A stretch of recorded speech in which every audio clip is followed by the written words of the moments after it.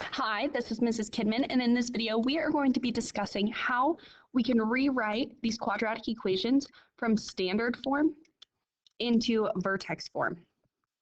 Now, we already talked about one method that we can use, and that one method we can use is by finding our vertex, or doing that negative b over 2a. And by finding our vertex, we can substitute it into our vertex form and then use that a, and that's a great way to do it. The other way that I want to talk about how we can do it is a method called completing the square. So complete the square. The reason why we can complete the square with this is think of what a vertex looks, the vertex form looks like. It's a times x minus h squared plus k. Now this x minus h squared is the part that we're focusing on. X minus h squared, well, that's just telling us what our function is doing. That's a square, right?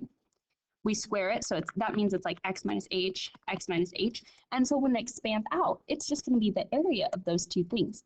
So we can create a square or a perfect square trinomial that we can then factor by adding a special form of 0. So let's take a look at those perfect square trinomials.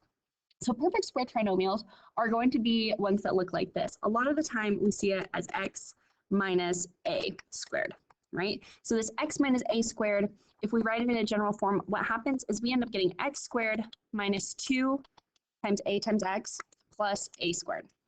That's what it's going to look like if I have x minus a. If I have x plus a, what it's going to do is it's going to take x squared plus 2 times a times x plus a squared. Now, this completing the square method is very wonderful if our middle term here, our second term, is an even number, so a negative 10, a positive 8, and if we don't have a number in front of our x. So when we're going to do completing the square, we want to make sure that we factor out the greatest common factor, so we're left with just an x squared in front, and we want to have an even number in the middle. If we don't have an even number in the middle, or we have a number in front of that x, it's easier to find the vertex and do that method.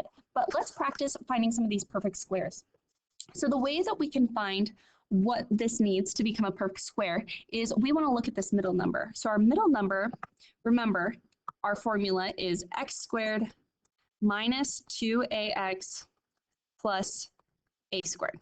So this 18 is 2 times whatever this value is. And so I want to divide it by 2 and say, okay, that means that my a is going to equal 9.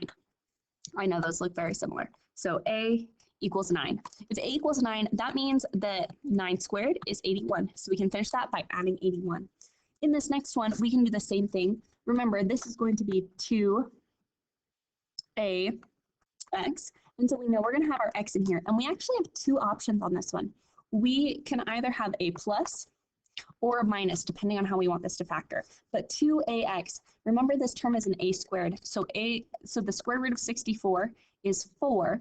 2 times 4 is 8. So I can either do plus 8, and it factors out to x plus 4 squared, or I can change this to a minus 8, and it'll factor out to an x minus 4 squared. So we want to figure that out. And we can do those same things on these other problems, but that's what we're looking for. We want to take that middle term that we're given, divide it by 2, and then square it. And that's what we want to get for this end result. So using this idea of completing the square, we can rewrite this. So let's take a look at this first one, rewriting it, completing the square. So y equals x squared minus 6x plus 3. Now, we want to look at this middle term here, negative 6x, even, great.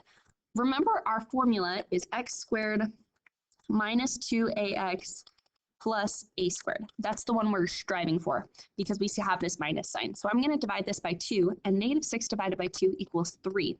So that means that my a is 3, and I want to square it. So instead of having a 3 right here, the number I want is a 9. So the way I can get that to turn into a 9 is I'm going to add a special 0. What that means is I'm going to add a number and subtract the same thing. If I add 0, that's the exact same thing, right?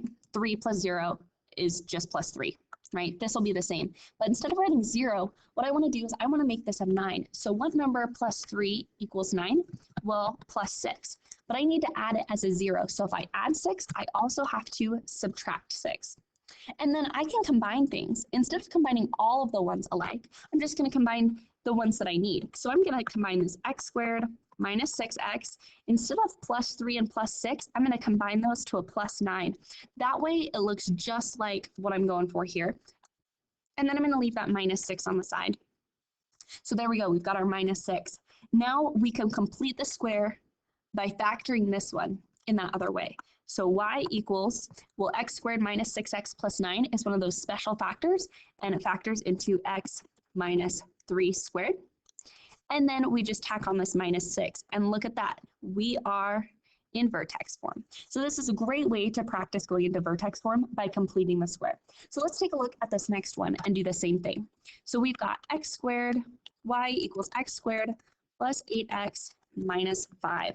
Now, very first, I want to divide my 8x by 2 so I can figure out what is my a value. So here, a equals 4. So that means I want this number to instead be up 16. So I have to ask myself, what number plus negative 5 equals 16?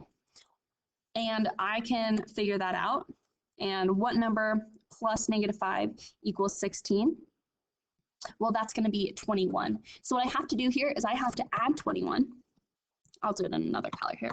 So to get that to be consistent, I want to add 21 because negative 5 plus 21 equals 16. But because I'm adding a 0, I also have to subtract that same thing. So if I add 21, I subtract 21.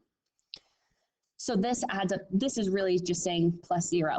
Now I want to combine the terms that make sense to me. So x squared plus 8x, I want to create that perfect square trinomial, plus 16, and then I'm going to leave my minus 21 on the side here.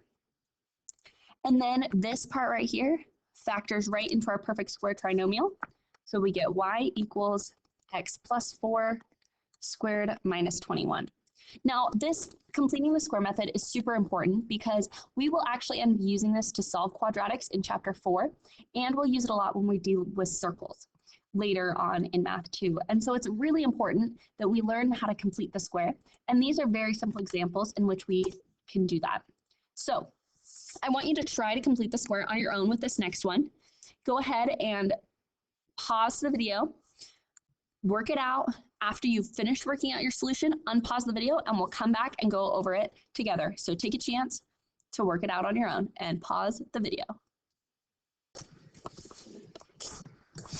Okay, hopefully you've had a chance to go over this problem on your own. So let's take a look by completing that square.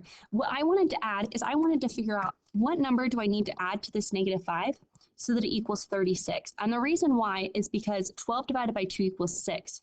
And that is our a. And so I want 6 squared to be what this equals. So I had to figure out what number plus negative 5 equaled 36. Well, that's going to be positive 41. And remember, we can only add 0. So if I add 41, I have to subtract 41 as well. And then I can combine those two terms down here to get my 36, just like we had before. So they've been combined to get our 36. And then we factor out that part in the middle. X squared plus 12x plus 36 is a perfect square trinomial. And that perfect square trinomial factors into x plus 6 squared minus 41. And we are now in vertex form. Now, a quick reminder, when we are in vertex form here, we do need to always start with an x squared here. The only situation when we don't have to do that is if we have a negative out front here. And when we have that negative out front, we actually want to factor out a -1 before we do anything else. So let's take a look at this problem here all together. Y equals negative x squared minus 12x plus 10. So I want to factor out a -1 because in order to complete the square, this value has to be an x squared. So let's factor out that -1. -1 times x squared plus 12x minus 10. Okay, so now we need to use that to complete our square. So -1, I'm going to leave a little bit of extra space here, x squared plus, well, let's take a look at our 12x. 12x divided by 2 is 6. So that means I want whatever two numbers I add here. So I've got my plus 12x. I want minus 10 plus some number to equal 36. So I have to ask myself, -10 plus what number equals 36? And that number that we have to add there is going to be 46. And remember, we have to add 0. So if I add 46, I also have to subtract 46. And then I want to combine those terms to make it work out. So I have that perfect square. So I've got my -1 still on the outside. I've got x squared plus 12x plus 36, and then minus our 46. And then the last thing I want to do is we want to factor this. So I end up getting negative 1 times x plus 6 squared minus 46. And then the very last thing we have to do is distribute that negative 1 to all those pieces there. So we end up getting negative x plus 6 squared plus 46. And that is how we go from vertex form, or from standard form to vertex form using complete the square.